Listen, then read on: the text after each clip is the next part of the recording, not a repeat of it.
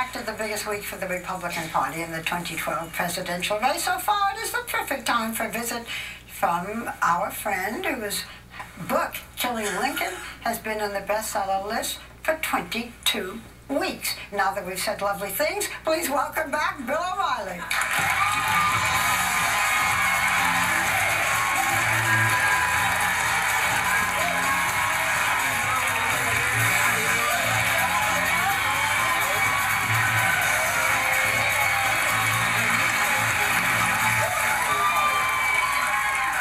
Thank you very much. Congratulations on the book, and now let's get to some of what we call the hot topics, and we've been discussing them too. Okay, so on Monday, you know, we had Sandra Fluke on. You said she came on this program because she'd get a friendly treatment, but she wouldn't come on with you. Maybe we were just more objective, but I will move on. So she is a law student that Rush Limbaugh called a slut and a prostitute because she felt that the president's health care bill should cover the cost of contraceptives, not about sex, she said, but the medical need. Now, you took her on. You're against Well, we didn't get involved with the comments, which are obviously inappropriate, and it's ironic because inappropriate? You mean Limbaugh's comments? Yeah. He's attacked me. I don't know whether you guys know that or not, but I don't really do that talk radio thing very much. But the bigger issue is the entitlement state versus Ms. Fluke's opinion that she is owed a certain amount of lifestyle help. And that's what we took on. She says not lifestyle, but medical. For example, Joy has pointed out that Viagra, which you may or may not be familiar with. Cialis and Levitra, the holy trinity of the pharmaceutical industry. The Centers for Disease Control basically categorize things, and they say this is a malady, this is a medical condition, and this isn't. And so Viagra comes under the government's guidelines for medical condition. Contraception doesn't. So, I mean, look, I don't care. It doesn't matter to me. What about the point you just made, though, that contraception also is used for other illnesses, you know, as That's fine. If it is a medical condition, absolutely. It can be a medical condition. Yeah, and then it should be provided. But do you guys know what Title 10 is? Do you know what Title 10 is? Explain it. You know what it is? Okay. So it's in motion now that if you need birth control and you go to a federal clinic, you get it. Yes. That's under Title 10 of the Public Health Act, all right? So there really isn't any problem. You can get it.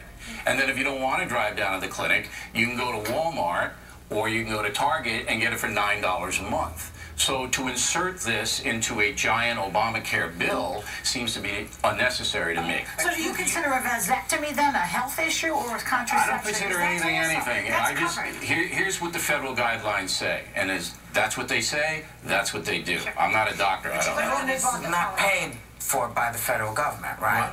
No, it's not paid for. It does not. It's not paid for by the taxpayers. Well, yes, it is. Of course, it is. Obamacare mandates that the insurance companies provide it to you, and the insurance companies then. If you don't want it, don't you also have the opportunity to say no? I don't want that. I don't know. You not to get it. Look, you don't have to fill a prescription on anything, but the taxpayer pays for Ms. Fluke's birth control in the form of higher mandated health insurance costs. Isn't that with any? Isn't that with any? Go ahead, Barbara. No, you go ahead, Sure. But this seems to me to be an option rather than something that you have to have, and that's what the Catholic Church said. Give us the opt-out option on it, and we're fine with it. But I'm sorry. Go ahead, Elizabeth. I don't want to. No, I mean, this is certainly something that is going to now, because it's been it's quite inflammatory, come up in the general election for sure, I would guess.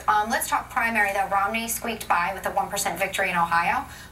Santorum is running out of money, running out of organization. Is he going to win this nomination? And if he does, do you think he has a shot in the general election? Sure. Santorum. Oh, I'm sorry. I thought you said Romney. No, Santorum. Romney's going to win a nomination. Yeah. All right, so he's going to be the Republican nominee. Right. And the reason is because it's a complicated delegate count. But Santorum, waging a very spirited campaign, can't beat him. Well, should Newton? Unless you know, there's a scandal or we find out that it's not Romney's real hair, that it's a wig, anything like that to throw it off. anytime. Sure, he can beat Obama. Of course he can. Because the economy, absolutely. Gas prices go to $8 a gallon, and he's going to be. Americans know that the gas prices have nothing to do with Obama. It has to do with world affairs. Everybody knows that. I don't know that. I don't know that. I'm out of that discussion. Here's the deal. No, I don't. Because there is plenty of supply of gasoline in the United States because of the warm winter we've had. All right? Plenty.